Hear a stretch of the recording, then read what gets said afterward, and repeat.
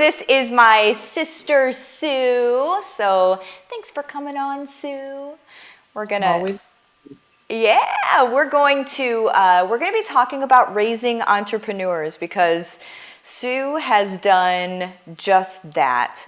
You homeschooled your kids from what age? What age was that? From the beginning, from kindergarten through sixth and seventh grade That's with our right. oldest. Yeah. Yeah. And then, okay, and as people are coming in, they're going to be like probably asking questions. So you guys, as you have questions, go ahead and put them in the comments, whatever you want to do. But I just want to have a conversation, sort of just like an open conversation about what I know that entrepreneurship in your family really has come from core values of your family, right? And so can you kind of talk about that a little bit so people understand that it's really a frame around your thinking. It's how you approach life. Yeah. So that's a great starting point because we didn't seek to raise entrepreneurs. I can barely say the word, and I certainly can hardly spell it. So what instead we tried to do was equip with our family and our kids with who we are as the fruits and what our core values are as a family. And I could share those specifically later. And then from that flows, where's your place in the world? Now, you don't have these conversations with a kindergartner, uh, but you begin to shape this. If that's your mind as a parent, you begin to shape your child with these kind of thoughts, um, and then you direct them towards making the most of who they are to be in this world, but living out their core values. Yeah. And that's what, I think all of us as sort of like entrepreneurs or work at home moms or just moms, whatever, we create business around what we love. We create business around, how we see the world and how we want to help the world. And I know that the audience here, especially, like it's how you want to serve. So really, to instill these values and these core values, like this belief system in the kids, then it's like they live out service, and then eventually service just becomes something that they can charge for, eventually as they see fit. Let's talk about what's one thing that, do you want to talk about Sarah's or Sam's thing that they Uh, did? we'll start with Sam since he's the oldest. Okay. Sam, when he was about 10, the kids were begging us for a dog. We had lost a lab that we loved, and I was like, we just moved to Kansas, no more dogs. I said, one way that maybe you could get your dog fix is to offer dog sitting in our neighborhood. And we lived in kind of a developing subdivision, typical to where many people are, and had a website. And so we put his name out there as a 10-year-old. And before I knew it, people were just calling, and we were sending him to the door to knock on the door with his little application that they had to fill out. He had to engage with the adults. He learned how to shake somebody's hand and look them in the eye, and he was entrusted with the keys to their home, and then of course their pet's livelihood. So 10 years old to fast forward when he graduates high school, that's what he did as one of his, I guess, his main hustle as a 10-year-old, and then a side thing as he got older and then had other activities. Fast forward, and we didn't have a plan for the money, but we taught the kids the way that we handle money, and that's to make sure you save some and make sure you give some to the Lord, and make sure that you have some fun with it too. Yeah.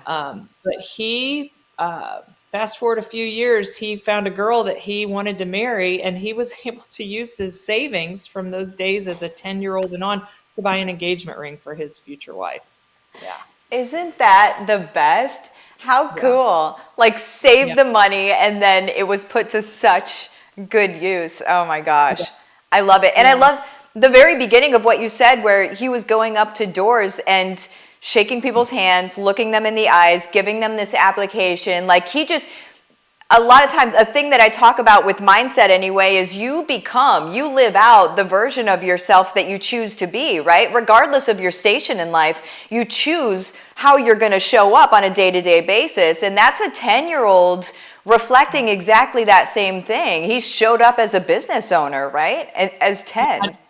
No one told him that he couldn't do that.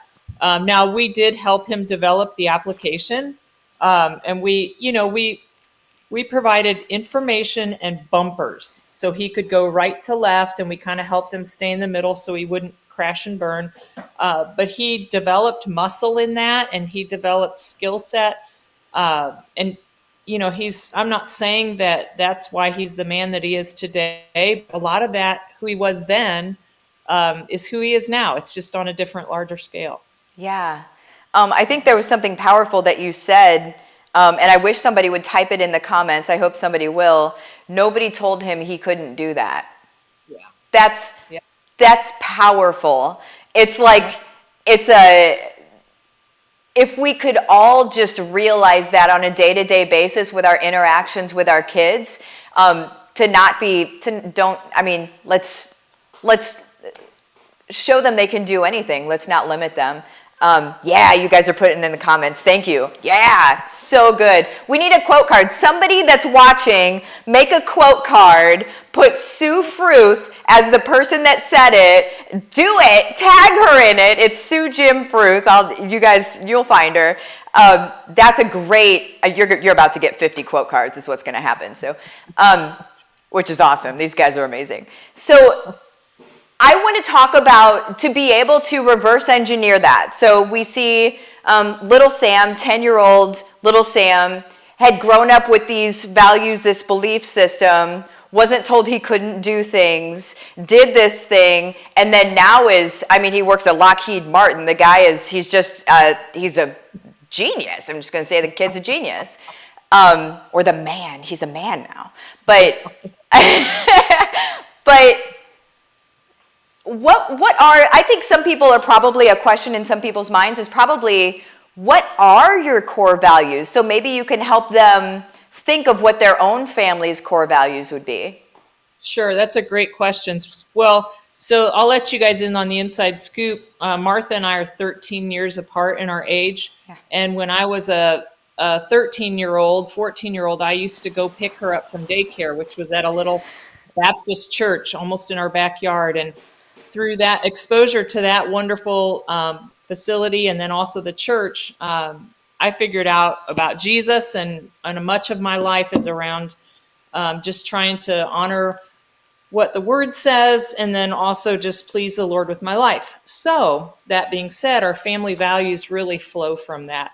And we have 5. I feel like you have to keep it simple with kids. So you don't want 100 family values. You want to keep it like 3 to 5 or right around there. And ours are love God, tell the truth, be kind, family first, and I knew I'd forget one, work hard. Of course, I'd forget to work hard.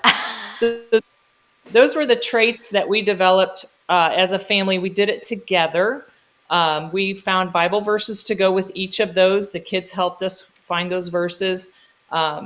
And so anytime that we needed to correct or encourage our kids, we kind of brought it back to those 5 family values, because really everything can fall under that umbrella.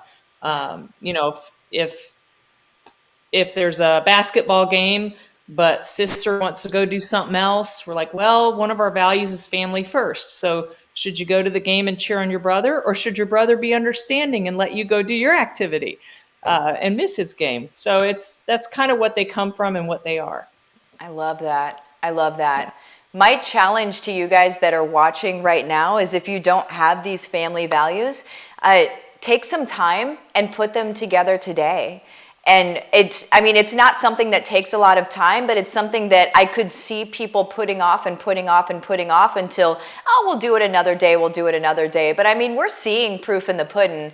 We're seeing how they've affected this entire family and the growth of the kids and everything. So why would we put it off another day, right? So my challenge to you guys is to come up with, I'm going to say 5 as well. Just, do what you want, but come up with your own 5 family values. And then I love the idea that you had the kids help with verses that go along with the values. So it was their own understanding of the Bible and their own choice of what verse makes most sense with those values. That's awesome too. So I would suggest doing that too, guys. Yeah. Very, very cool. And then, so you just got some horses, right? Yeah, we did. We got some horses. She showed me pictures last weekend, right? I got pictures of these horses and I'm like, oh my goodness, you got them. So she's been talking about getting horses for a while.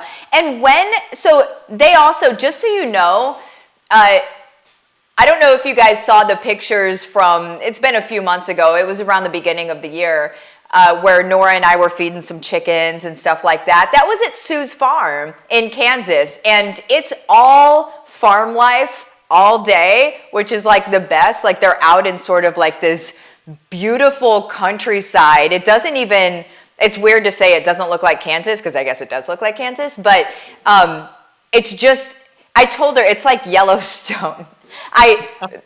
Minus what, the murder and the cursing, isn't that what it's minus? But it's very much like this sort of like Western, wholesome feel to it. And I know that they've had labs. You guys have had labs as long as I can remember. When did you get your first one? Gosh, it's been so long ago. Him and I we were newlyweds, so that would have been in like, golly, that was 95. 95. Yeah. Oh my word. And Lab so Jim goes hunting, and they train their labs to do the most insane things, like besides hunting, like they're trained to go hunting and that sort of thing because they're labs and that's their happy place, right? But there's so many tricks that your dogs have learned. Like you just take such good care of your dogs, and I know you're getting ready so you've got a boy and a girl, and so there's going to be puppies, right? Yes, we are going to have puppies. This has been our desire since we moved out on some land to try our hand at raising some good labs. And so around November, I think we'll have some puppies on the ground, and then they would go home sometime January. Oh my gosh. If you're watching and you would love like one of Sue's labs, one of the Fruth labs, or tell me the name of the farm again. Yeah, we're at Fruth Farm, and we live on Moonlight Road, so it's called Moonlight Labs at Fruth Farm. Moonlight Labs at Fruth Farm. First of all, you guys, follow her on Instagram, follow her on Facebook. She's sharing pictures of what's going on with their family and stuff all the time, but then also like with the labs and with the dogs. So if you like labs, make sure you're following her, or if you know somebody that hunts or somebody that just wants a really good family dog, make sure that they're following her, because I am saying it's just a total crapshoot whenever you're getting a dog, who you're going to get it from, the temperament of it, and that sort of thing. Have they really been cared for? And this is, I want you guys to know that these are like, if we didn't already have 2 dogs, I would be grabbing one. So, okay, so the values, I want to pop back to the entrepreneur stuff before it gets too late. So the values, what I want you guys to do today as your challenge is to come up with your 5 family values, your core values, and then also associate scripture with it, if you want to, associate scripture with it. And then did you talk about the values every day? Is there some sort of like where it would just be brought up all the time? Yeah, that's a great question. So we, Jim and I, the kids don't have to come up with these, but you want to cause the kids to think that they came up with them. So we had in mind 5, the ones I read to you, the 5 values, and we surfaced it on a vacation And so that was like by the end of our vacation together, we had all developed these. And, I can't say that I like made them memorize them, but they did come up in conversation quite a bit. And no pressure on you. You know how it is with parenting, whatever works, right? Yeah. And this just seemed to work for us. And I needed something to turn to in the times that, like, I needed a reason to reinforce a good behavior. And this just helps me with that. That's good right there. That's good. How many times are we searching for like, but why? Our family values say it. That's because it's on the wall right now. That's why. I love that. Awesome. Well, you guys, if you have any questions, go ahead and put them in here. I've seen like a lot of people saying, love it. Carrie, love horses and puppies. They truly enjoy, massage therapy. Michelle, it's a lifestyle. Absolutely. Rose is on here. Love this family. Aw. Ginger said, nobody told him he couldn't do that. Let's get that up. You guys, if you have questions, put them in here. We will be back. We're going to do this periodically where we come back and just kind of talk about different things as it pertains to raising our little entrepreneurs and sort of like hacks and behaviors and things for us to think about rather than, just focusing on the entrepreneurial part. What's the rest of it that needs to be cultivated in order to help this budding entrepreneur out? So thank you, Sue, and we will see you all later. Bye-bye.